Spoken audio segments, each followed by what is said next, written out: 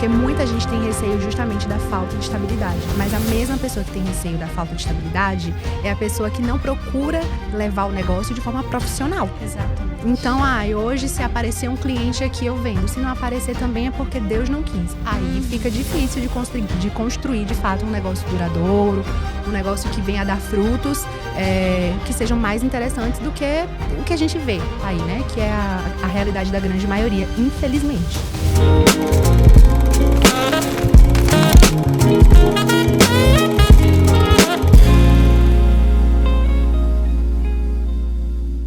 Oi, gente, sejam muito bem-vindos ao segundo episódio de Nos Bastidores do Jogo. Eu tô muito feliz de estar aqui de volta. E se é o primeiro episódio que você está assistindo, eu vou te situar. Nos Bastidores do Jogo é uma conversa entre empreendedores para saber como é que funciona o bastidor, como é que funciona o dia a dia das empresas. Então fica por aqui porque vai ter muita coisa boa.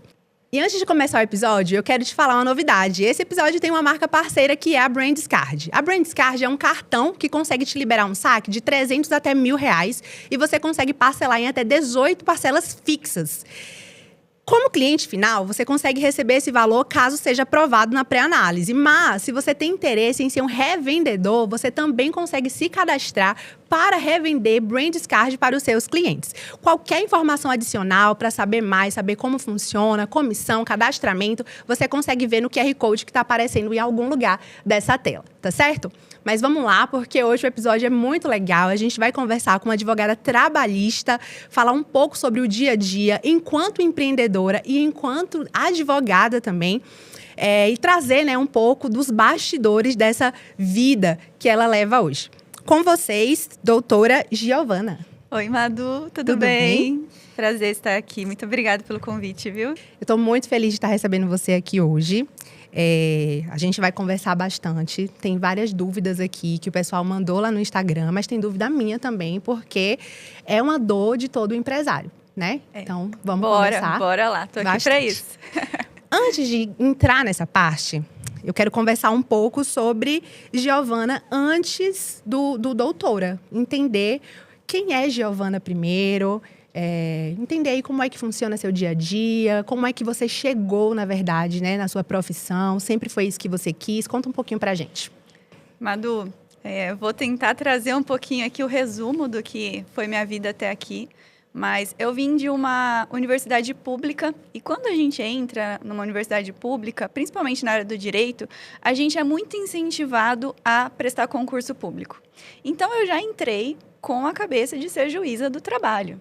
Juíza, na verdade. Até então, eu não sabia que eu gostava da área trabalhista. E aí, logo nas primeiras aulas, assim, eu já me apaixonei pela área trabalhista. E o que eu deixo aqui, até para a nossa conversa, é que eu vi propósito nessa área. Então, quando a gente fala de área trabalhista, a gente vê as coisas acontecendo de maneira muito dinâmica, tendo que resolver as coisas de maneira muito dinâmica, e eu vi o papel do juiz do trabalho como a pessoa que vai trazer essa solução, vai trazer um ambiente de trabalho equilibrado, tanto para o empresário quanto para o empregado. E eu falei, é isso que eu quero fazer, eu vou prestar concurso. Nunca passou pela minha cabeça ser advogada, porque a gente tem isso muito incrustado na nossa mente, principalmente sobre a advocacia. Porque o advogado é malandro. Eu ouvia muito isso quando eu era pequena. Porque o advogado é malandro, porque o advogado dá jeitinho nas coisas e tudo mais. E eu falava, nossa, eu quero me afastar disso. Eu quero ter uma advocacia, ter uma profissão com um propósito. Eu quero ser relevante na minha área. Uhum. E aí, foi passando o tempo, eu fui estudando para concurso público. E me formei, entrei no mestrado para dar aulas de direito do trabalho, comecei dando aulas também. E nesse meio tempo eu falei, não, vou pegar uma prática aqui no escritório de advocacia. E quando eu entrei no escritório, foi um escritório que eu já estava finalizando o mestrado, comecei a atuar com empresas e eu vi que a minha advocacia poderia resolver os problemas antes mesmo de chegar no juiz. Então, tudo, quando eu olhei e falei, bom, a minha profissão tem um propósito. Eu consigo resolver o problema tanto do empregado quanto do empreendedor. E não virar um processo, uma briga, um litígio, é aqui que eu quero ficar.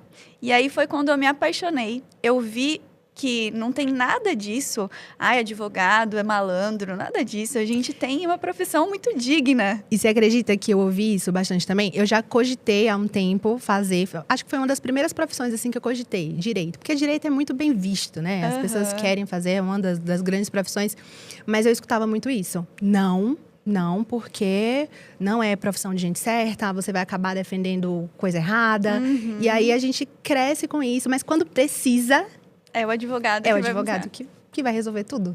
É, né? exatamente. E bendito seja o advogado, porque… A gente tem que se conectar com o advogado, né? Entender qual que é a linha dele.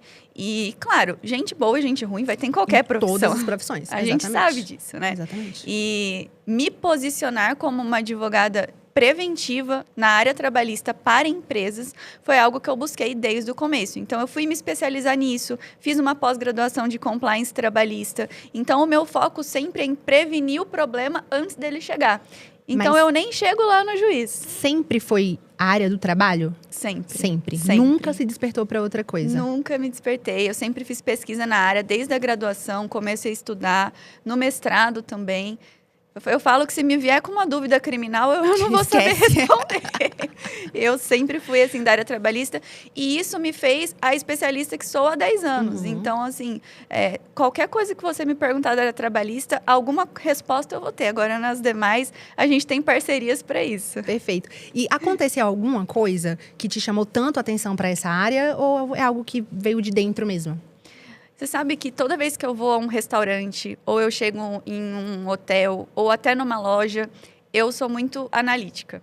E eu fico me perguntando, nossa, qual será que é a jornada dessa pessoa? Nossa, será que essa pessoa está feliz trabalhando? O que a gente consegue fazer para resolver isso? Então, desde a faculdade, e o meu professor foi muito bom nisso. Eu tive um ótimo professor que me fez apaixonar nessa área. E ele fazia esse exercício com a gente. Quando você estiver num lugar, analisa, vê o que funciona. Tem direito do trabalho em tudo. Então, isso é apaixonante. Não é só um papel, um contrato. É a vida acontecendo, né? A gente tem relações trabalhistas a todo momento, né? E aí, isso me brilhou os olhos. Falei, não, é isso que eu quero fazer. E aí, você começou a ir para a carreira acadêmica. Só que precisou fazer, né, estágio. É estágio que fala? Tem o estágio docência para poder dar as aulas, né? Sim. E na área da advocacia também tem o estágio prático, que a gente tem que fazer estágio em algum lugar para poder cumprir os créditos. E aí foi nesse momento que o bichinho do empreendedorismo te picou? Ou já vinha de antes? Olha, o bichinho do empreendedorismo, ele me picou desde a faculdade, porque eu vendia bolo na faculdade para pagar meus congressos de direito do trabalho. Perfeito. Então ele sempre esteve aqui. Eu nunca aceitei ele, na verdade, porque como eu sempre tive com isso, concurso público, eu via que tinha alguma coisa estranha, porque eu gosto dessa vida dinâmica, mas eu não aceitava isso dentro de mim. Então, eu vendia o bolo, mas é para ganhar um dinheirinho extra. No mestrado, eu dava aula em 2 lugares, gravava curso online para preparatório de OAB, fazia resumos jurídicos para uma editora e também advogava. Então, assim, se isso não é o bicho do empreendedorismo, não sei o que é. Não é outra coisa, é exatamente isso. Você acredita que isso possa ter a ver com algo que vem, assim, de muito tempo? Porque quando a gente fala em uma carreira jurídica, quando a gente fala em concurso, remete à estabilidade, remete a status. E o empreendedorismo remete a, não sei… hoje sim, amanhã talvez. Exatamente. Você acha que tem a ver também essa relutância em assumir que é empreendedora antes de qualquer coisa? Tem a ver com esse receio mesmo do status? Com certeza, enfim? Com certeza. A gente vê… Status e estabilidade são coisas que a gente… Norteia tudo, né? A gente leva para nossa vida, ainda mais como mulher, né? A gente quer ter uma família, então eu preciso ter uma estabilidade em algum lugar, eu preciso ter previsibilidade. Sim. Então, isso nunca foi E eu venho de uma família que… Minha mãe é professora de educação infantil, então ela era a estabilidade. Sim. Meu pai, ele era corretor de imóveis, ainda é. Então, era altos e baixos. Quando vende uma casa, ganha dinheiro. Quando não vende, não ganha. E eu olhava aquilo, me dava desespero. Eu falava, não, eu preciso ter previsibilidade, então eu vou para o concurso público. Até o momento que eu comecei a advogar, e assim, no primeiro mês, literalmente, que eu comecei a advogar sozinha, eu já tinha uma previsibilidade de quanto eu receberia no mês. Então, e com muita terapia também, né? A gente não pode negar. Eu cheguei nessa conclusão, junto até com a minha psicóloga, de que existe estabilidade quando você é bom no que você faz. É verdade. Então, se você dedica 100% do seu tempo, você estuda, você mostra o seu conhecimento, você ganha a confiança dos seus clientes, não existe uma agenda sem clientes. É verdade. Então, a estabilidade, ela fica até melhor e mais vistosa na advocacia do que num concurso público. Porque, além da estabilidade, a gente tem a dinamicidade também. Cada dia é um desafio diferente. E a gente que é empreendedor, a gente ama isso. A gente ama o problema. Move. É o que move. Exatamente. Então, assim, quando eu me vi numa possibilidade de, bom, tenho uma estabilidade porque os clientes não param de chegar. E tenho previsibilidade também. Eu consigo ganhar dinheiro aqui. Estou fazendo o que eu amo e minha vida é dinâmica. Eu não conseguia mais me ver num concurso público. Não tinha mais não fazia mais o menor sentido. Nossa, e isso que você falou conversa muito com a sua área, mas com o empreendedorismo como um todo. Sim. Porque muita gente tem receio justamente da falta de estabilidade. Mas a mesma pessoa que tem receio da falta de estabilidade é a pessoa que não procura levar o negócio de forma profissional. Exatamente. Então, hoje se aparecer um cliente aqui, eu vendo. Se não aparecer também é porque Deus não quis. Aí fica difícil de construir, de fato, um negócio duradouro, um negócio que venha a dar frutos, que sejam mais interessantes do que o que a gente vê aí, né? Que é a realidade da grande maioria, infelizmente. Existe uma grande diferença e muitas pessoas, quando começam a trabalhar, não enxergam essa diferença, que é, eu sou um profissional autônomo e eu sou um empreendedor. Quando você é um profissional autônomo, você não pensa em estratégia, você não pensa em técnica de venda, você não pensa em marketing. O que chegar, você faz e você presta esse serviço. Quando você é um empreendedor, na área da advocacia, muito, mas em todas as outras áreas também, você tem que pensar antes de agir. Então, qual que vai ser a meta desse semestre, desse trimestre? O que eu vou fazer? Quais são os meus canais de aquisição? Quais são as estratégias de marketing que eu vou fazer? Na advocacia é até mais difícil, mas nas outras áreas, você tem que pensar nisso. Senão, o seu escritório, o seu consultório, qualquer outra coisa não vai para frente. Ele vai ficar girando em círculos. Um círculo, às vezes bom, às vezes ruim, às vezes flui, às vezes não. A gente depende da sorte. Exatamente. E aí, empreendedorismo e sorte, tá aí coisas que não conversam de jeito nenhum. Exatamente. Então o bichinho do empreendedorismo te picou e aí você resolveu sair dessa vida mais estável de concurso e abrir o seu próprio escritório. Então, chegamos a novos desafios, né? Como é que foi lidar com essa abertura? Você já tem equipe, lidar com equipe? Me conta um pouco sobre isso. Pensando até um pouquinho antes do bichinho do empreendedorismo, é válido falar que eu prestei um concurso só de juízo do trabalho e eu passei para a primeira e para a segunda fase. Gente! Então, assim, eu estava pronta para aquilo. Só que quando eu fui barrada lá na terceira fase, né, da prova escrita, me veio uma epifania de, beleza, não passei. Para eu passar para um próximo concurso, são mais 6 anos até abrir, mais ou menos. E aí, quando eu chegar lá, como vai ser minha vida lá? Todo dia eu vou fazer a mesma coisa? Vai fazer sentido o que eu estou fazendo? Qual é a transformação que eu estou gerando para os meus clientes hoje? Porque o escritório, eu já estava trabalhando e já estava acontecendo muita coisa. E aí foi quando eu falei, não, acabou, agora eu vou focar 100%, que é o que você falou. Se a gente foca, a gente expande. Exatamente. 100% a gente tem que focar no plano A, não tem plano B. E aí o plano A dá certo, Queime os barcos. Queime não os barcos. Vamos mais voltar atrás. Exatamente. E aí, quando eu estruturei isso, eu chamei uma ex-estagiária minha do escritório que eu trabalhava, falei, quer estagiar para mim? Não consigo pagar muita coisa, mas eu vou te ensinar tudo que eu sei. Ela falou, bora, vamos comigo, vou com você. E aí eu comecei a ensinar tudo para ela, treinar ela do zero. Ela é estagiária, passou na OAB, contratei ela como advogada. Estamos juntas já há 3 anos nessa empreitada. E agora nosso escritório já cresceu, já tem outros advogados, já tem outra estagiária. E aí começaram os outros desafios, né? Sim. Que não é só o desafio de você ter clientes, que a gente acha que o desafio mais difícil do empreendedor é chegar ao cliente, mas esse é o mais fácil que tem. Porque a gente está mostrando nosso trabalho, tem uma indicação, os clientes começam a chegar, e aí? Como que eu vou estruturar isso? Quais são os procedimentos padrões? Quais são os treinamentos que eu tenho que fazer? Como que eu vou fazer para o advogado que eu contratei tratar o cliente igualzinho eu trato? É muito desafio. Até porque é sua marca, é seu nome, é o você meu que vai à nome. frente, né? Então, quem tá ali lidando não pensa, é porque o funcionário não estava tendo um dia bom. Ele vai associar aquilo como a realidade da empresa e acabou. De jeito nenhum. E a responsabilidade é sua, é nossa enquanto empreendedor. Exatamente. Né? E para mim, a experiência do cliente é algo que eu prezo, assim, 100%. Então, enquanto o cliente estiver se sentindo bem e tiver essa conexão comigo para contar dos trabalhos, dos problemas que ele enfrenta, eu consigo resolver esse problema antes de chegar a uma ação trabalhista. Uhum. Então, é muito importante essa conexão, essa comunicação. E a gente até estava conversando nos bastidores.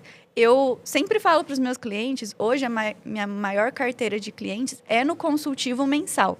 Então, eu entro na empresa para ser a conselheira do empresário, a conselheira do RH. Então, eu preciso que ele me chame de Gi, por exemplo, e não de doutora. Eu preciso quebrar esse muro que eu tenho com ele, para eu ser a primeira pessoa que ele lembra quando ele tiver um problema, para a gente resolver o problema antes de chegar à ação trabalhista. Então, como passar isso para um funcionário, para um colaborador? E é isso que eu venho treinando diariamente, na forma de atendimento, no que vai para mim, no que não vai para mim, e quais são os caminhos, né, a serem seguidos antes disso gerar um problema, um passivo trabalhista. Sim. Então, esse é um grande desafio que eu tenho diário. E você acredita que estruturando isso de forma prévia ajuda nesse processo de expansão da empresa? Porque, vamos supor que hoje você está com quantos advogados? Nós estamos em 4 na equipe. Mas já houve um tempo em que foi você. Sim, já. E você precisou passar isso tudo para os outros advogados. Uhum. Enquanto é você, se você já deixa tudo isso bem estruturado, define os processos, para à medida que as pessoas forem entrando, você só for mostrando, é assim que funciona, é assim que funciona. Não deixa tudo mais prático? É a chave do sucesso.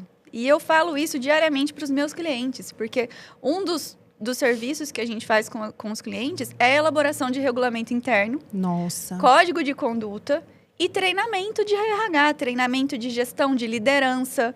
Então, se eu ofereço isso para os meus clientes, para mim a tarefa inicial é ter isso dentro do meu escritório. Então, mostrar quais são as regras, como se portar, o que eu espero da pessoa que está comigo, o que os nossos clientes esperam das pessoas que estão comigo também. Então, ter isso mapeado é a chave do sucesso para o crescimento, porque aí a gente consegue começar a delegar mais. Sim. E sair do operacional, que esse é o grande lema, né? Saia do operacional. Mas não é muito bem assim, né? Sair como? Não tem como. A questão é, quais tarefas do operacional eu vou deixar comigo para o meu escritório crescer. Exatamente. Porque hoje eu não posso mais perder tempo fazendo uma procuração. Não posso mais perder tempo fazendo um protocolo.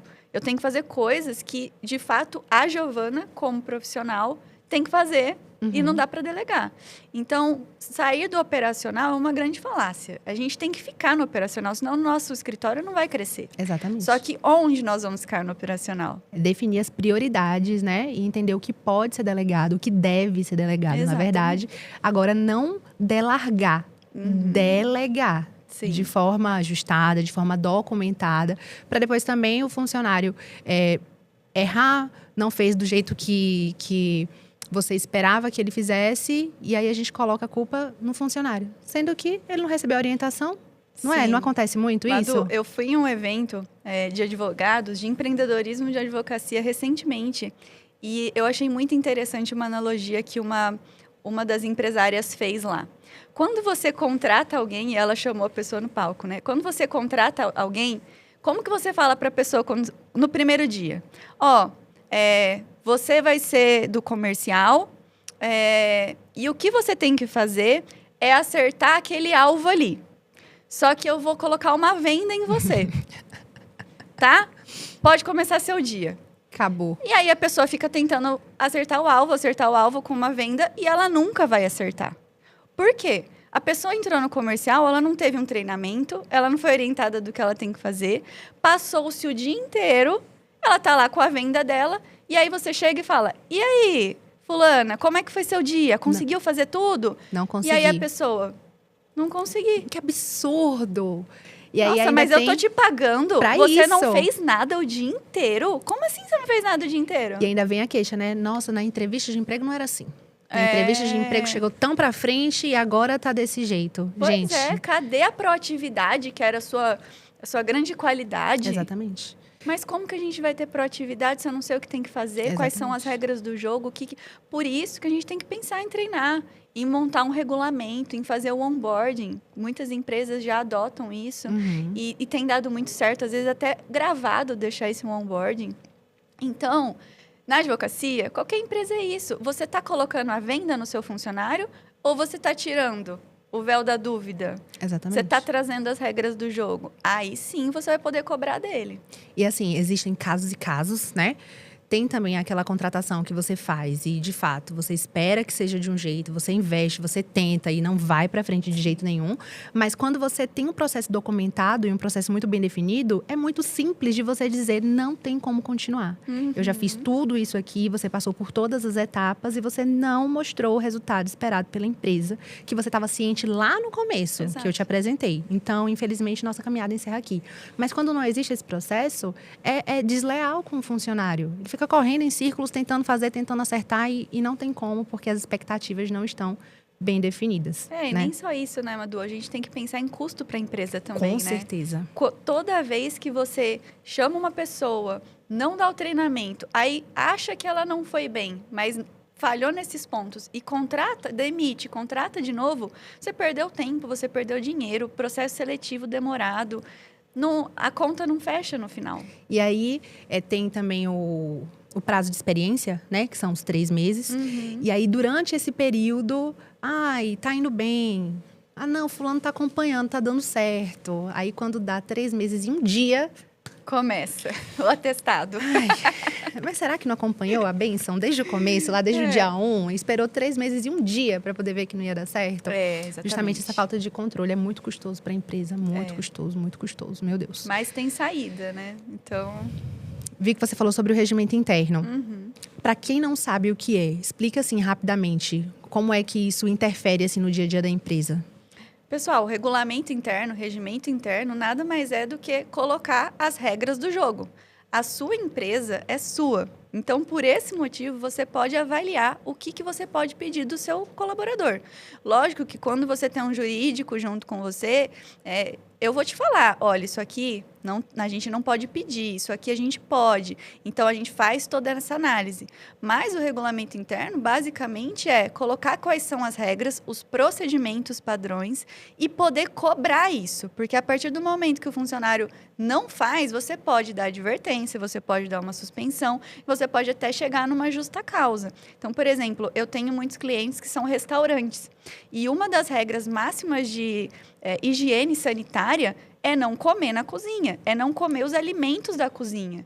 Então, se ninguém falar isso para ele, vai chegar um momento que ele vai pegar ali uma mussarelinha, vai pegar uma azeitoninha. Ah, mas ninguém me avisou. E assim, Madu, o lema da vida em toda empresa é: o óbvio precisa ser dito. Se você não fala para o seu funcionário o que ele pode e o que ele não pode, em algum momento ele vai falar, mas ninguém me avisou. Então, o regulamento interno basicamente é isso. É falar o óbvio, muitas vezes, mas que ele precisa ser dito e assinado para você poder cobrar isso depois do seu colaborador. E aí você pode definir as regras da empresa e o colaborador ele tem o direito de dizer se concorda ou não. Se concorda, ele assina e continua. Se não concorda, ele só não continua, sai. Como é que funciona? Por exemplo, eu acompanhei uma aluna que ela teve muita dificuldade porque ela precisa fazer bastante produção de conteúdo para o negócio dela rodar. Então, as pessoas que ela contrata precisam produzir conteúdo também. Então, precisam aparecer. A imagem da pessoa precisa estar ali, precisa gravar vídeo, enfim. E aí, ela não tinha, quando a gente começou, ela não tinha o regimento interno. Ela conversou, acordou de boca que isso era preciso. E ali, para a pessoa aceitar o emprego, ela disse, não, tudo bem, eu topo. E aí, depois de um tempo, depois de uns meses, não estava sendo feito. E aí, quando ela parou para poder conversar com essa pessoa, a pessoa disse que, eu vou fazer, mas saiba que é forçado, porque eu não gosto e isso não foi acordado lá no começo. Ah, mas foi acordado sim. Não foi. Então, ficou o dito pelo não dito. Nesse caso, isso pode constar em regimento interno, essa questão de produção de conteúdo, poderia estar ali explícito que para participar da empresa, né, faz parte das regras ali, que precisava gravar vídeo, enfim, é uma das coisas que pode ser colocada? Com certeza. Aí a gente vai desmembrar até em dois assuntos aqui, né? O primeiro é tudo que você espera da pessoa na contratação tem que estar no contrato de trabalho. Então, se essa era uma atribuição que ela teria, deveria estar formalizado no contrato de trabalho dela desde o começo. E eu oriento a fazer também, em separado, um termo de cessão de imagem e uso de imagem desse colaborador.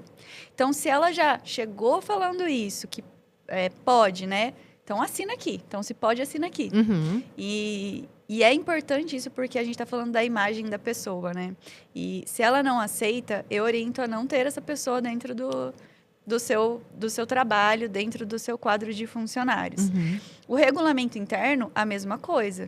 Se eu contratei uma pessoa e ela não quer cumprir as regras da minha empresa, não tem por que ela estar aqui. Sim. Então, ela pode ser desligada, demissão sem justa causa, não tem penalidade por isso, mas essas são as regras. Se você não aceita as regras, você não... A porta da rua... É serventia da casa. Exatamente. E assim, não é ser ruim, não é ser má. A empresa é sua, é o seu nome, é você que está definindo as regras. Então, isso pode e deve ser feito. Quanto antes ser formalizado, melhor. E aí, no outro ponto que eu queria trazer é justamente sobre essa questão do uso da imagem. Que aí a gente tem um direito personalíssimo, a gente precisa de uma autorização destacada. Então, não basta só estar no regulamento interno, não basta estar só no contrato. É interessante que a gente faça essa autorização destacada, porque a qualquer momento ela pode falar que ela não quer mais. Então, é bom que vocês saibam disso para avaliar se ela continua ou não na empresa. Então, é um ponto muito estratégico e crítico a questão da imagem, até para você não colocar a pessoa num lugar que ela não queira estar. Sim. Às vezes avaliar, às vezes ela não vai fazer, o outro vai fazer, né? Dá jeito para tudo. E tomar cuidado com vídeos constrangedores, Com certeza. né? A gente vê muito no Natal, né? Final de ano, aquelas dancinhas, aquilo lá, gente, tem muita chance de gerar problemas no futuro. Mesmo com a autorização. Porque você está colocando a pessoa numa situação de constrangimento, Sim. né? Então, tudo também tem que ser analisado até que ponto vai. E eu até orientaria. Vai fazer uma dancinha mais engraçadinha? Outra autorização. Específica. Para aquele vídeo, pra aquele conteúdo. Isso não gerar depois um problema no futuro. Olha aí, vocês já anotam isso, hein? Isso aí eu não sabia. Muito importante, porque depois a pessoa pode dizer que eu autorizei, mas aquilo ali não. Aquilo porque ali... assim, o combinado não é caro. Então, sempre o quanto mais você conseguir formalizar e gerar uma cultura na empresa de diálogo, de comunicação, de limites também, muito melhor. O funcionário ele vai se sentir valorizado, vai sentir que ele tem voz, e aí tudo pode ser ajustado, Sim. né? Conversando, a gente vai... Dá até para pensar numa política de premiação para quem fizer. Muito bom, a gente precisa falar sobre isso um pouquinho também. Sim. Mas antes de ir para essa parte de premiação, eu queria falar sobre o contrato. Você falou assim, esse tipo de coisa devia estar no contrato de trabalho. Muita gente não tem um jurídico específico para a empresa. E aí, os contratos de trabalho são emitidos pela contabilidade, por exemplo, e são contratos padrão. Então, esse contrato, ele pode ser editado. O empreendedor que está ouvindo a gente, a empreendedora, ela pode pedir para essa contabilidade, eu quero que inclua isso, isso e isso. E é interessante também, além de contabilidade, contar com uma assessoria, por exemplo, né? Exatamente. Para nortear. Existem várias formas de assessoria jurídica, né? Hoje você pode contratar um advogado quando chegar o processo, mas às vezes você pode pedir uma questão pontual. Então, elaborar contratos de trabalho. Você fala a realidade da empresa, fala as jornadas, fala o que você precisa, contrata uma assessoria pontual só para fazer esses contratos de trabalho e depois segue o jogo. Se as coisas já estão fluindo, você segue sozinho. Então, assim, você pode sim e deve conversar com o seu contador para avaliar, incluir alguns pontos. Quais pontos, Giovana? Prorrogação de jornada, fazer hora extra, já ter a aceitação anterior. questões para você evitar acúmulo de função e desvio de função. Então, trazer uma cláusula mais robusta nisso, desde o começo da contratação. Às vezes, que nem você falou, olha, ela vai participar do comercial, mas ela também vai fazer gravar vídeo. Sim. Será que isso lá na frente vai gerar um acúmulo de função? Vou deixar isso no contrato desde o começo. Isso tem a ver com o CBO que é escolhido? Também, o CBO, ela é a função, né? O registro da função que vai estar lá. Mas, uma função, ela é um conjunto de atribuições. Sim. Então, essas atribuições, elas podem eventualmente estar no contrato para mostrar que desde o começo foi contratado desse jeito. Então, isso não vai gerar um acúmulo lá no futuro. Entendi. Então, a grande chave para a gente evitar acúmulo de função é o contratado desde o começo é qual? Entendi. Mudou no meio do caminho? Tem mais atribuições? Tem uma função totalmente diferente? Aí a gente consegue analisar. Então, você pode contratar um jurídico só para fazer esse contrato. Você pode ter um apoio mensal lá numa dúvida, numa advertência, numa penalidade. E você pode simplesmente fazer uma consulta. Às vezes, a gente conversa aqui sobre o seu modelo de negócios. Eu trago isso numa consulta em tópicos, você passa para sua contabilidade e ela faz. Entendi. Então, existem várias formas de você se proteger. Muitas delas, você nem vai ter um custo absurdo. É um custo muito melhor do que depois esperar a Sim. ação trabalhista. E os empresários, eles têm medo de fazer isso, de perguntar, de ver qual que é o valor. Porque acaba que falar, não, depois eu vejo isso. Aí chega a ação, né? Eu acho que criou-se também um certo receio no sentido de a gente escuta muito que a justiça é paternalista. Então, não vou nem mexer porque o juiz vai defender o empregado e o advogado vai defender o empregado. Não tem ninguém para me defender aqui. E aí acaba causando mesmo esse ruído, esse afastamento, porque eu não quero nem mexer. Se chegar aí, chegou. Você vê algo semelhante? Sim, eu vejo. É bem enraizado isso na cabeça do empresário. Mas o que eu posso te dizer eu tenho empresas que estão comigo e fizeram toda essa parte preventiva, já tiveram dezenas de ações trabalhistas e nunca perderam. Por quê? O básico estava bem feito. A gente montou um preventivo muito forte. E assim, gente, essa história de que o juiz ele vai sempre defender o trabalhador, ele nem pode fazer isso, porque se tem documentos, se está assinado, se a gente formalizou tudo e ele fizer isso, ele vai para a corregedoria. Porque a justiça ela é imparcial, ela tem que ser baseada em fatos e provas. O que acontece é que o empreendedor vai para uma sala, né, para um julgamento desse, sem as provas. Porque não estava preparado. Sem o básico, né? Lógico que eu não posso generalizar e falar que nunca vai acontecer de, às vezes, ter um juiz que tem um posicionamento, um viés mais direcionado para o trabalhador. E o que acontece muitas vezes também é a gente se deparar com testemunhas dos trabalhadores que mentem. Sim. E aí isso se torna uma prova também. Então, a base do preventivo, ela vem forte. A gente tem muito êxito com isso.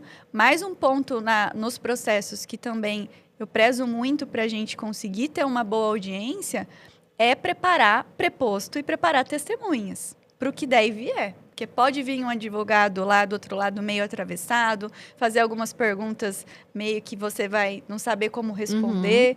Então, tudo isso faz parte da estratégia. Então, a gente tem a estratégia preventiva, a gente tem a estratégia do processo contencioso e a gente tem que contar também com o bom humor do momento. Faz parte também. Mas com tudo preparado, mas fica mais fácil. Não é 100%. Não, todo juiz vai fazer isso, toda a situação que chegou o processo eu vou perder. Não é bem assim. E outra coisa, Madu, que a gente tem que avaliar, e isso eu falo muito de estratégia com os meus clientes, é que às vezes o processo, quando ele chega, pode até ser que você vai perder, mas existem técnicas, por exemplo, de fazer um acordo, em qual momento deve ser feito um acordo, se eu vou parcelar em várias vezes, às vezes eu vou até gastar menos do que se eu tivesse pago lá na hora. Então, tudo é questão de estratégia, né? O caso a caso. E pensar também no equilíbrio entre custo-benefício, tanto em tomar o risco, quanto em assumir e deixar o processo correr. Inclusive sobre isso, né? Sobre aceitar e tomar o risco. Tem algumas situações que eu vejo que claramente vai acontecer algo de ruim a qualquer momento. É muito óbvio. E aí, eu custo acreditar, mas tem empresário que aceita Sim. tomar o risco. Eu Sim. acho que vale mais a pena. Vou Sim. ganhar mais dinheiro desse jeito. Quer um exemplo? Justa causa.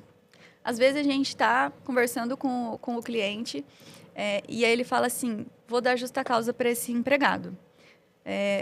Quais são os riscos? E aí eu falo, olha, o risco de reversão nesse caso é alto, não teve uma penalidade anterior que a gente consiga justificar. Eu não faria justa causa nesse caso, porque pode ser que reverta. Ele falou, mas se reverter, o que eu tenho que pagar? Você vai ter que pagar as verbas como se fosse demissão sem justa causa, eventualmente uma multa no valor da remuneração do empregado. Quando isso vai acontecer? Daqui mais ou menos 1 ano, se ele entrar com a ação. Bora. Então, aqui é caixa. É isso aí. Tô pensando no caixa. Nossa. E outra coisa, às vezes o que ele fez, o empregado fez, não é tão grave perante a justiça, mas é grave perante o caráter pedagógico que eu quero ensinar para os meus colaboradores que ficaram. Entendi. Então, se eu fizer isso, vou ter uma punição. Quem ficou não vai mais fazer. Uhum. Então, se eu tiver que pagar, ainda que seja daqui 1 ano e meio, eu vou Vale pagar, a pena. mas vai valer a pena. Vale então, a pena. eu sempre É o falo, custo do aprendizado. eu não aponto o dedo na cara dos meus clientes. Não faça isso porque é contra a lei e tem risco. Eu dou a opção para ele e você que vai escolher. Olha, você quer assumir esse risco? Giovana, risco assumido. Não, esse aqui tá mais complicado, vamos tentar resolver antes. E segue o jogo. Nem entrei na pergunta do pessoal aqui ainda, a gente já vai chegar lá. Vai. Mas, falando sobre essa questão da justa causa, em caso de reversão, o funcionário corre o risco de voltar para a empresa e ter aquele período de estabilidade? Quando a gente está falando de empregados com estabilidade, por exemplo, um membro da CIPA ou uma gestante, pessoas que sofreram um acidente de trabalho, né, que se afastaram por mais de 15 dias, existe o pedido, a possibilidade do pedido de reintegração. Então, reverte a justa causa e reintegra. Mas, sendo bem honesta para você, 0% das pessoas que entram com ação, que tomaram uma justa causa, vão querer retornar para o trabalho. O que elas querem? O período da indenização desses 12 meses, desses 6 Querem meses. receber, mas não querem voltar a trabalhar. Dinheiro. E a gente tem um grande ponto com as gestantes, inclusive, nessa questão, que elas, enfim, têm a rescisão, né? E pedem demissão, depois pedem uma rescisão indireta para voltar e receber tudo indenizatório. E aí as empresas falam, não, eu quero trabalho. Vem trabalhar, a porta está aberta para trabalhar. E hoje o TST tem um entendimento de que a empregada ela pode optar por não voltar, que ela vai receber a estabilidade do mesmo jeito. Então, assim, temos situações e situações, né? Essa da missão, por exemplo, demissão sem justa causa da gestante. Depois de 2 meses, ela descobriu que estava grávida. E ela não quer retornar para o trabalho, Ela pode receber o valor. E isso é um grande problema, né? Quando a gente está pensando em gestão de caixa, Sim. uma pessoa que você vai pagar e não vai ter a retribuição. Enfim, nem entra na justa causa aí, mas é um ponto de atenção para os funcionários, para os empregadores. Se você está falando de uma gestante, quais são os cuidados prévios que eu tenho que saber para não cair num risco desse, por exemplo? O mundo de orientações, assim, é infinito. É vasto. E aí, a gente está falando sobre isso. Eu acredito que a essa altura, quem está assistindo a gente já entendeu a importância de prevenir para não remediar. Sim. Né? Prevenir acaba sendo mais barato, acaba sendo mais confortável do que lidar depois com o remédio. Que, às vezes, a gente não sabe o que vem de lá para cá. Mas, hoje em dia, temos muitas facilidades. Então, para quem está ouvindo a gente, para quem está assistindo a gente, já entendeu que precisa prevenir, mas agora, nesse momento, está pensando, então eu vou abrir o ChatGPT e vou colocar lá regimento interno, porque Giovana disse que eu preciso de um regimento interno. Giovana disse que eu preciso mudar o contrato de trabalho, então me dá aí, por favor, um contrato de trabalho. O que você fala para esse pessoal? Qual o alerta? Bom, o que eu falo é que não será a primeira vez e nem a última que vai chegar um problema e aí eu vou receber esse regulamento lindo feito pelo ChatGPT que eu tenho que reestruturar tudo de novo. Por quê? O chat ele é maravilhoso para quem sabe o que está fazendo. Então, se você tem conhecimento técnico na sua área e quer otimizar seu tempo, eu vou ser a primeira a falar. Vai, usa. Porque tempo hoje é dinheiro, é precioso, a gente precisa otimizar todas as nossas relações. Agora, a partir do momento que você usa e você não sabe o que você está fazendo, é melhor você não ter um regulamento interno do que você ter e depois dar problema. Por quê? A partir do momento que você coloca regras no seu trabalho, na sua empresa, e essa regra é discriminatória, o TST já tem decisão contrária, não está prevista em lei, saiu de vozes da sua cabeça com um amigo GPT, você está criando... Que junção maravilhosa. Você está criando uma bomba relógio e você está dando um grande tiro no seu pé. Então, assim, eu já recebi muitos. Ai, doutora, fiz esse regulamento, fiz esse contratinho aqui, pode só dar uma olhadinha? E aí, quando eu dou uma olhadinha, eu falo, olha, quer seguir com ele? O risco é esse, esse e esse. Se você não quiser, a gente faz um do zero. Não dá nem para aproveitar. Sim. A situação é tão crítica que não dá nem para aproveitar. E eu já entrei em muitas empresas dessa forma. Ai, a gente tem aqui, ó, pode olhar. Aí eu pergunto, como que você fez? Foi o ChatGPT? Ai, doutora, foi. Então, vamos pegar e vamos começar do zero. Por quê? Não adianta. Se você quiser saber... E o chat, ele te ilude, né? Porque parece que ele é maravilhoso, parece que ele sabe de tudo. Então, ele dá uma confiança, Mas né? o que você pedir, ele vai entregar. Exatamente. Chat, isso pode? Claro! Claro que pode. E aí, eu já fiz vários testes, né? Porque eu adoro ver até onde vai a criatividade do chat.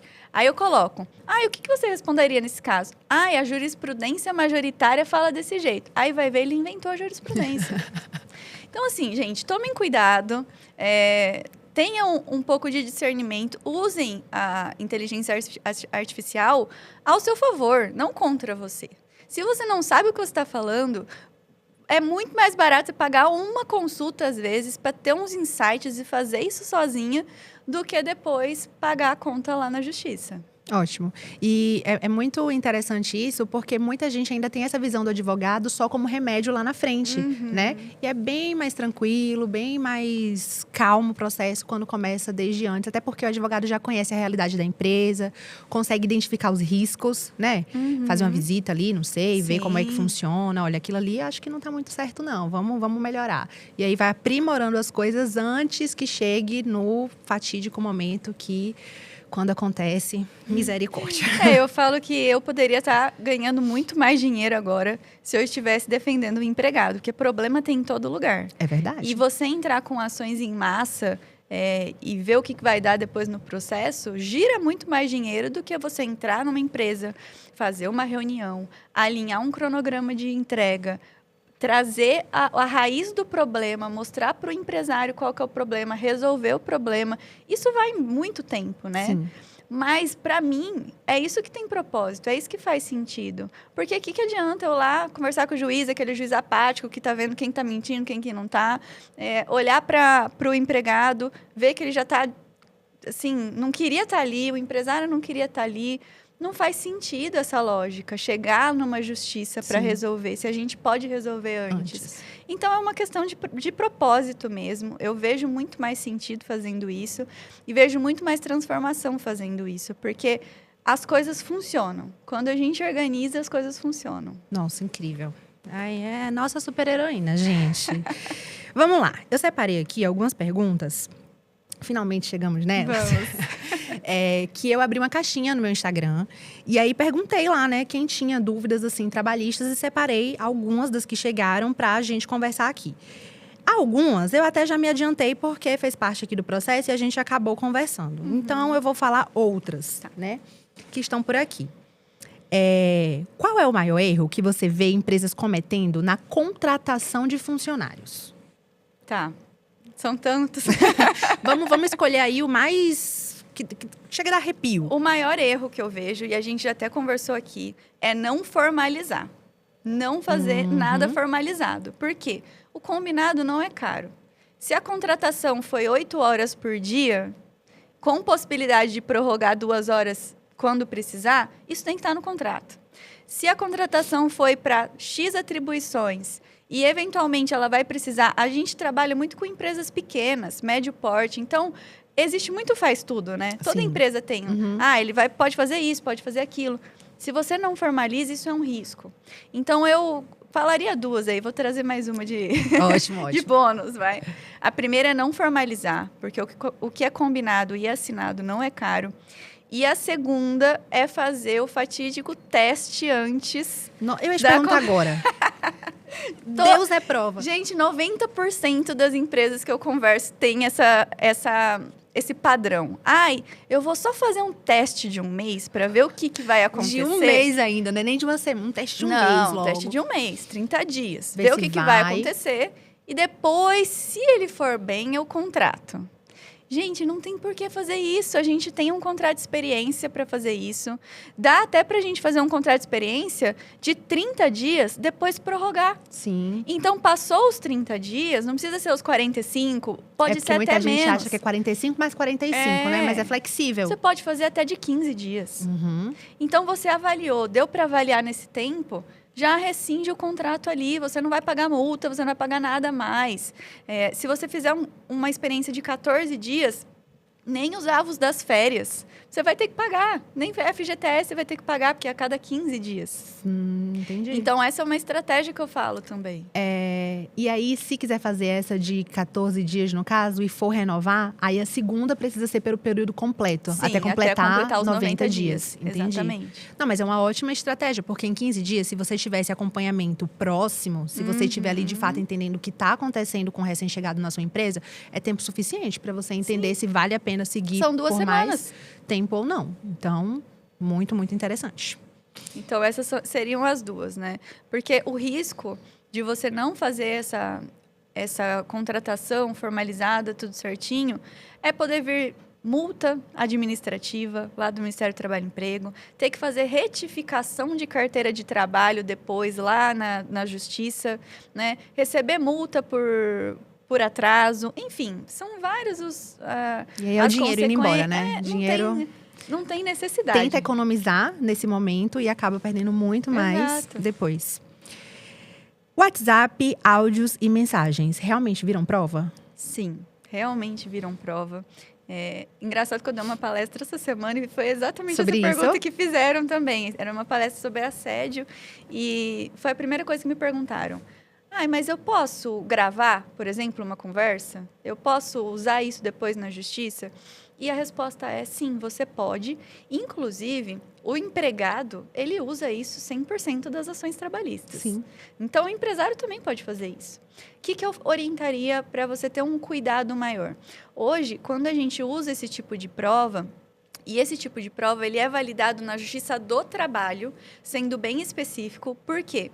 Nós temos uma relação, historicamente falando, de desigualdade contratual. Então, o que eu tenho falado aqui a todo momento, o empresário ele põe as regras, ele que vai ditar o que vai ser, ele que vai redigir o contrato. Então, a gente tem uma desigualdade. Então, historicamente, teoricamente falando também, o empregado ele está um pouco abaixo na negociação. Sim. Então, pelo fato dele ser considerado hipossuficiente, que é a palavra difícil aqui na Justiça do Trabalho, existe a possibilidade dele usar provas que não necessariamente em outras justiças vão ser tão consideradas válidas assim. Então, entrar gravando sem avisar que gravou, isso é aceito? Exatamente, é aceito. E aí, o pulo do gato para isso se eu gravo uma conversa minha com você, isso é válido. Agora, se eu deixo um gravador aqui e saio, não sou a interlocutora dessa conversa, e saio para usar isso de prova, aí é uma prova ilícita. Entendi. Então, essa é a diferença. E prova de WhatsApp é a mesma coisa. Eu posso utilizar, para você ter um pouquinho mais de segurança, o que a gente faz? A gente exporta a conversa inteira, porque aí a gente junta a conversa exportada e junta os prints. Por quê? O juiz vai olhar o que está visual. Entendi. Então, ele vai olhar os prints. Mas a gente... O termo, a nomenclatura que a gente usa é preservar a cadeia de custódia, que basicamente quando a gente exporta a conversa lá do WhatsApp, dá para ver o que foi apagado, o que ficou, se teve alteração, se foi editado. Então, a gente junta isso para mostrar uma boa-fé. Entendi. Né? E que a gente está usando uma prova válida. Mas isso não impede, por exemplo, de isso ser impugnado na justiça. Não, na verdade, isso aqui foi feito, é uma prova falsa. E aí vai para o conhecimento do juiz, vai ter provas sobre a avaliação dessa prova, mas é plenamente possível utilizar. Entendi. Vamos lá, então. Existe alguma atitude bem intencionada do empresário que vira problema jurídico depois? Existe. Aparentemente temos uma lista. Pode escolher a mais. A primeira é seu amigão. Então, assim, e eu tô querendo sair da empresa, mas será que não dá pra gente fazer um acordo? Eu devolvo a multa, depois você cumpre o aviso prévio e fica por isso mesmo? Isso vai gerar um problema lá no futuro. Por quê? Isso não é válido juridicamente. Devolver multa do fundo de garantia. Então, essa é a top 1. Top 2. Fulano, eu tô recebendo o seguro-desemprego do meu outro trabalho. Será que tem como me registrar daqui a 6 meses? Eu recebo bolsa não sei o quê. Será que tem como a gente não registrar e depois a gente vê o que faz, né? Mais para frente registra. Tudo isso é ser o chefe amigão, emprestar dinheiro. Quantas vezes eu já vi? Você me empresta um dinheiro, depois você vai abatendo, e aí depois a pessoa some e depois não consegue receber. Então, assim, a lista é enorme, mas assim, se eu puder colocar numa frase cuidado em ser o chefe amigão. Às vezes você acha que está ajudando e está só plantando um problema enorme, Você está plantando um problema e que você não vai ter desculpa. Porque se chegar lá na frente na justiça e falar assim, não, mas eu não registrei porque ele que não quis. A justiça não está nem aí se ele não quis. Cumpriu os requisitos, estava dentro da lei trabalhista, era a sua obrigação. Acho isso muito importante, inclusive, porque é uma grande responsabilidade ter uma empresa. E o dono, a dona, precisa assumir essa responsabilidade. Então, assim, se deu tudo certo, a responsabilidade é dele. Mas se deu tudo errado, a responsabilidade é dele também. Independente se ele tinha ou não conhecimento. Sim, né? Exatamente. Então, não adianta ficar se escondendo atrás disso depois, dizer que foi porque fulano quis, porque a responsabilidade é dele. E para a justiça, isso é o que prevalece. Exatamente. A conta depois vai ser dele, não vai ter jeito. Ninguém divide, né? Não. Ninguém divide. Tá. Essa aqui eu vou pular porque a gente já falou, é sobre processo na justiça, sobre a justiça ser paternalista. Se eu não pagar, a pessoa botou assim, se eu não pagar vale transporte à vista, ninguém fica. Posso fazer um documento para o funcionário assinar dizendo que quer receber desse jeito? Vai dar problema depois isso? Tá, vamos lá. A gente precisaria conversar com essa pessoa para ver o que ela está... O que é vale transporte para ela? Porque, pela legislação, vale transporte é aquele utilizado para transporte público. Então, a lei fala que não é para pagar em dinheiro porque você tem que pagar o transporte público dessa pessoa. Tem muito sindicato, muitas convenções coletivas que validam o pagamento em dinheiro. E aí, validando esse pagamento em dinheiro, você consegue documentar isso pela negociação coletiva. Então, para pagar o transporte público. Então, esse é o primeiro ponto. Agora, se você falar na sua realidade, Gi, não tenho... as pessoas aqui não usam transporte público. Eu vejo eles usando o carro do marido, 99, da esposa. Uber. Eles não usam transporte público. Tenho que pagar o vale transporte? Primeira coisa, não, você não tem que pagar, mas você pode fornecer um auxílio combustível. E aí você vai mudar totalmente a sua estratégia. Porque o auxílio combustível, você vai poder pagar, às vezes, num cartão de combustível, às vezes em dinheiro, mas você vai documentar isso como uma ajuda de custo. Então, muda totalmente a estratégia. Isso não é mais vale transporte. Isso não pode ser acrescido depois? Por exemplo, dizer que aquilo era salário? Então, hoje nós temos uma legislação indicando que o que é pago a título de ajuda de custo não é considerado salário. Daí vem a importância de documentar da maneira correta. Como eu faria, dependendo da situação? Um acordo coletivo com o sindicato, trazendo isso, e eu faço isso em muitas empresas, trazendo essa ajuda de custo já numa negociação coletiva, porque hoje, desde 2017, a gente tem uma máxima na legislação que fala que o negociado põe ao legislado. Então, ainda que tenha um risco jurídico de ser considerado salário, se tem uma negociação, não vai ser considerado salário. Entendi. Então, para você ficar totalmente blindado, eu faria com o sindicato. Mas a legislação já prevê e é possível fazer uma documentação de ajuda combustível como ajuda de custo. E não, a gente tem teses defensivas lá na frente para isso não ser considerado salário. Incrível, incrível. Gente, só nisso aí que tá sendo dito até aqui, a gente já economiza muita coisa, hein? Sim. Vai anotando aí, por favor, não deixa passar. Ia demitir um funcionário por conta de valor. Mas ele disse que queria ficar mesmo voltando para a função antiga que ganhava menos. Eu posso mudar isso na carteira dele? Deixa eu explicar aqui um pouquinho esse contexto que a gente já conversou ali fora. Ela ia fazer a demissão do funcionário porque as contas na empresa estavam apertadas. E aí chamou o funcionário e comentou isso. Eu vou ter que te desligar porque não tá dando, a conta não tá fechando. E ele falou, não me demite. Se é por isso, me volta para a função antiga então, que eu ganhava menos, que não tem problema, eu continuo. Ela pode fazer isso? Essa empresária pode trazer ele de uma função, não sei aqui, vamos supor, não sei, gerente, para de uma função de vendedor novamente? É tranquilo? Aí que você entra no ponto importante. Se a pessoa é gerente, isso pode ser feito. Porque o gerente, ele recebe uma gratificação de função que pode ser retirada a qualquer momento. Então, o plano ideal do gerente é ele receber 40% a mais do salário base, né? Do salário da função. Uhum. E aí, ele vai ter um cargo de confiança, ele não vai ter controle de jornada. Sim. Ele vai ser, de fato, uma pessoa de confiança da empresa. A partir do momento que ele não é mais essa pessoa de confiança ou mudou a estruturação da empresa e não precisa mais desse gerente, a qualquer momento eu posso trazer ele para a função que ele estava anteriormente, mudar a função dele e tirar essa gratificação de função.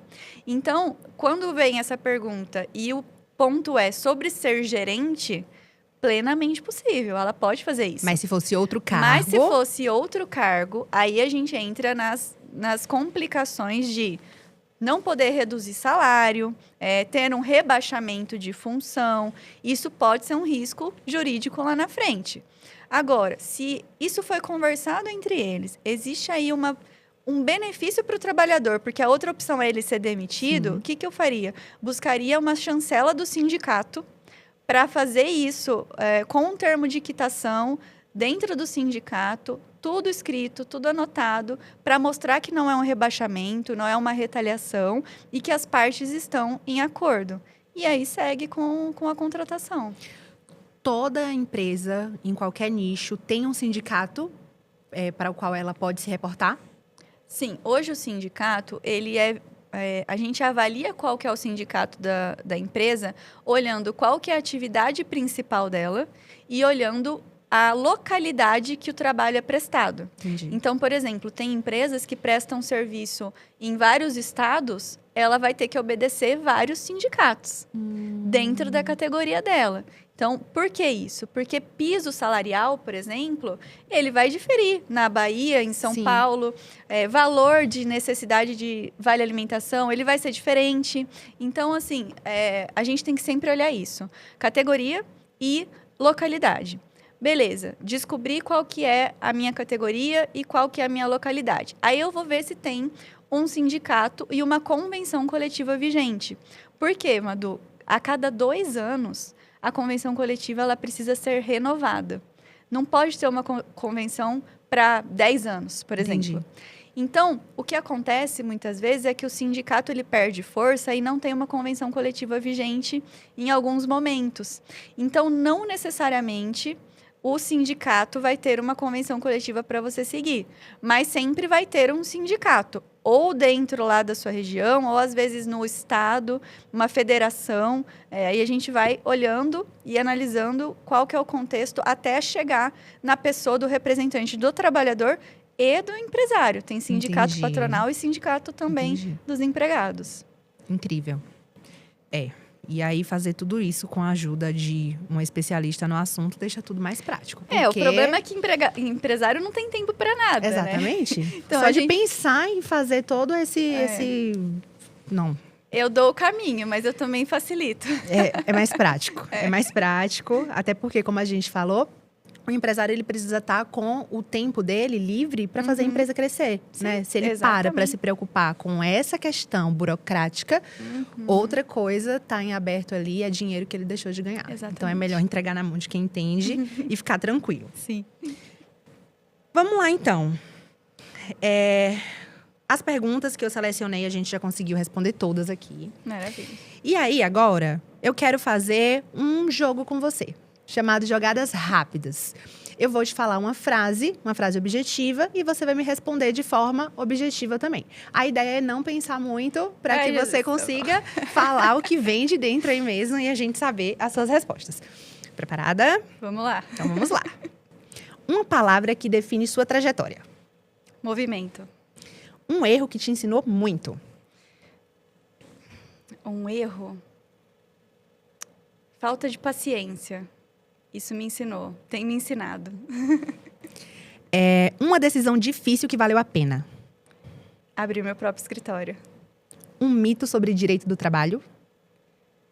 Não é só trabalhador que ganha ação trabalhista. Boa. Uma qualidade indispensável para quem empreende. Comunicação. Verdade.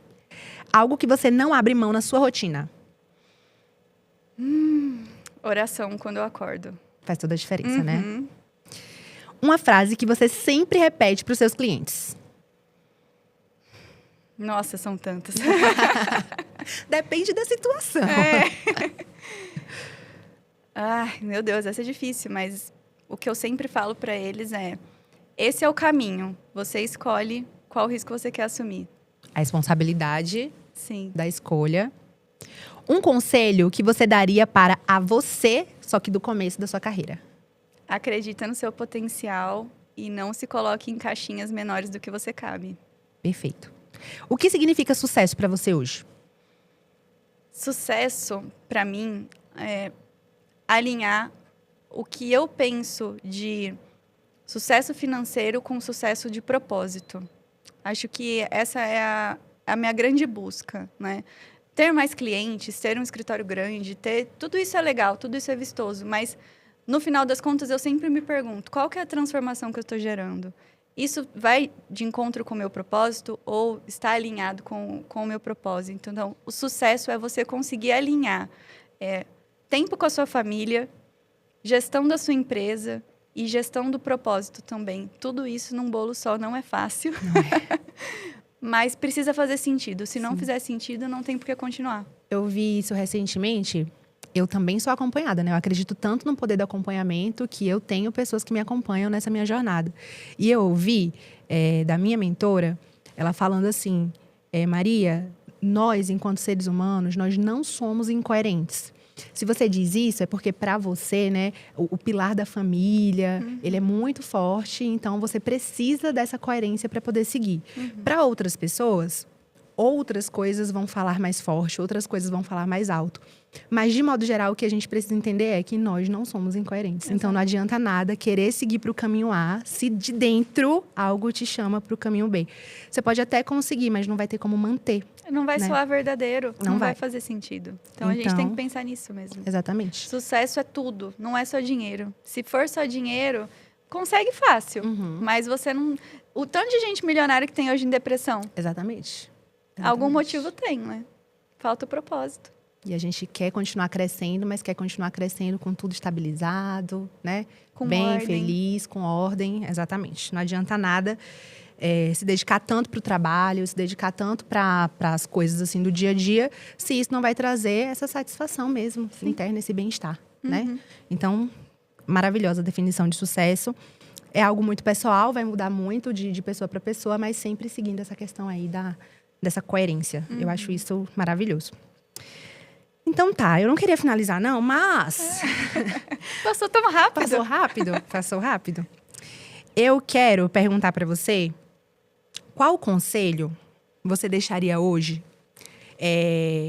para quem empreende e está começando, para quem já começou também, mas está naquele momento assim, precisando ouvir aquela, sabe, aquela palavra de ânimo.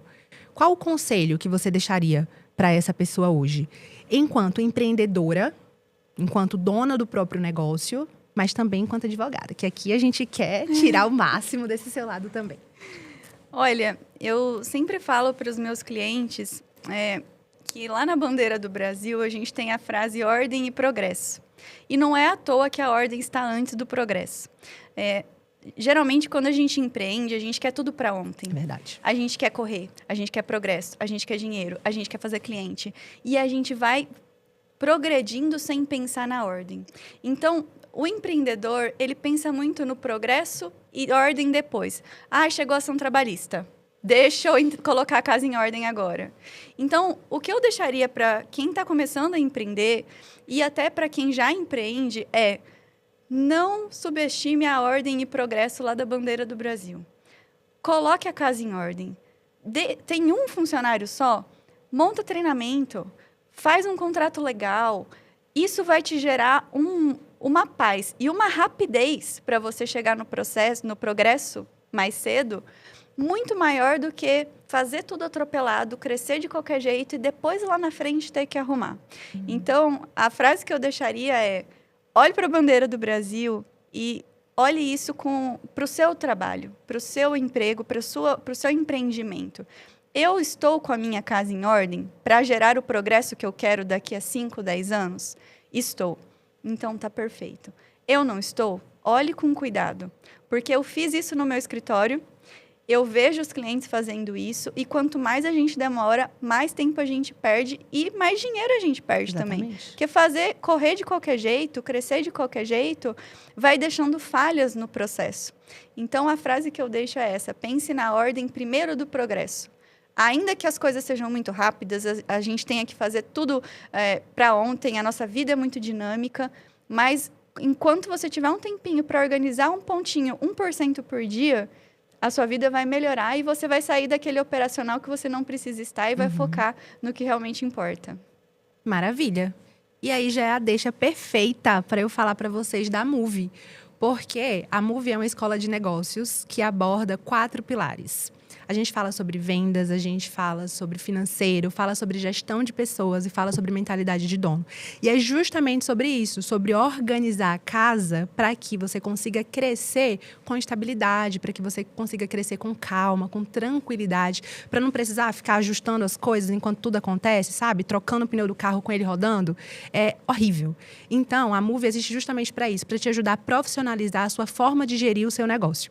O link está aqui embaixo, você vai conseguir entrar, ver um pouquinho mais, conhecer a Move, ver o que ela tem para oferecer, mas ela existe justamente para te ajudar nesse processo. Gi, eu quero te agradecer muito. Obrigada. Eu amei esse encontro. Tirei dúvida aqui dos seguidores, tirei dúvidas minhas. Se eu pudesse, eu continuaria aqui mais muito tempo, porque é um assunto que rende. É um assunto muito importante no dia a dia do empreendedor. Não é? Eu sou apaixonada pelo que eu faço. Eu amo, é incrível, assim.